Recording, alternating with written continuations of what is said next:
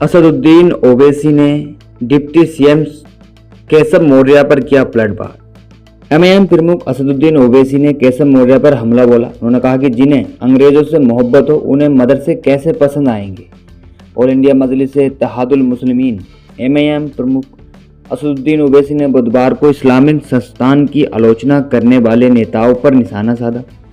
असदुद्दीन ओवैसी ने उत्तर प्रदेश के उप मुख्यमंत्री को आड़े हाथ लेते हुए कहा कि केशव मौर्य सिर्फ मदरसों पर हमला कर सकते हैं क्योंकि उनकी कुर्सी दरअसल एक स्टूल है।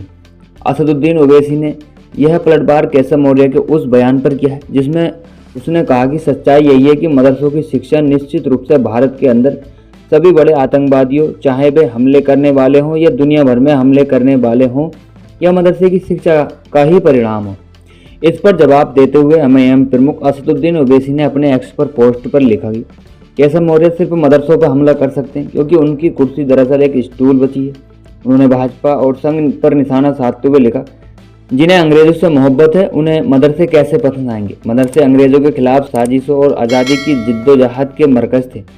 उन्होंने बेशुमार मुजाहिदीन और आज़ादी पैदा किए हैं, और जबकि सावरकर अंग्रेज़ों को माफ़ीनामे लिख रहे थे। आज़ाद भारत का पहला दस्तगर्द गोडसे किसी मदरसे का तालिब इल्म छात्र नहीं था, लेकिन भारत के पहले राष्ट्रपति राजेंद्र प्रसाद मदरसे में पढ़े थे। मुंशी प्रेमचंद और राजा राम मोहन राय ने भी मदरसे में तालीम हासिल की थी। केशव मौर्य की सिर्फ मदरसों पर हमला कर सकते हैं क्योंकि उनकी कुर्सी दरअसल कुर्सी नहीं, एक स्टूल बची है। जिन्हें अंग्रेजों से मोहब्बत है उन्हें मदरसे कैसे पसंद आएंगे। मदरसे अंग्रेजों के खिलाफ साजिशों और आज़ादी के जद्दोजहद से मरकज़ थे। उन्होंने बेशुमार मुजाहिदीन को पैदा किया है। अगर उन्होंने लिखा कि दस्तूर का आर्टिकल 30 हर अक़लियती बरादरी अल्पसंख्यक समुदाय को अपनी तालीमी दायरे कायम शिक्षण संस्थानों की स्थापना करने और चलाने को हक देता है, ये बेहद शर्मनाक है कि एक दस्तूरी ओहदे और संवैधानिक पद पर बैठा शख्स ऐसी जहरीली बातें करता है। उन्होंने लिखा, मगर जब कुर्सियां कम हों तो स्टूल वालों को अपनी सियासी अहमियत बनाए रखने के लिए जहर उगलना ही पड़ता है।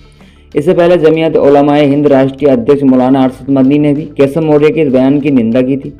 उन्होंने कहा कि यह बयान न केवल भड़काऊ है, गैर जिम्मेदाराना है और संवैधानिक पद की गरिमा के खिलाफ है, बल्कि देश की महान धार्मिक एवं शैक्षिक परंपरा के संविधान का भी अपमान है। अरशद मदनी ने कहा कि ऐसा बयान वही शख्स दे सकता है जो ना तो देश के इतिहास से परिचित हो और ना ही मदरसों की भूमिका से। ऐसे वक्तव्य संकीर्ण सोच और नकारात्मक धारणा का प्रतीक है। आगे उन्होंने कहा कि जिन मदरसों को आज आतंकवाद का अड्डा कहा जा रहा है, उन्हीं मदरसों से निकले उलमा ने देश की आज़ादी को बिगुल बजाया था।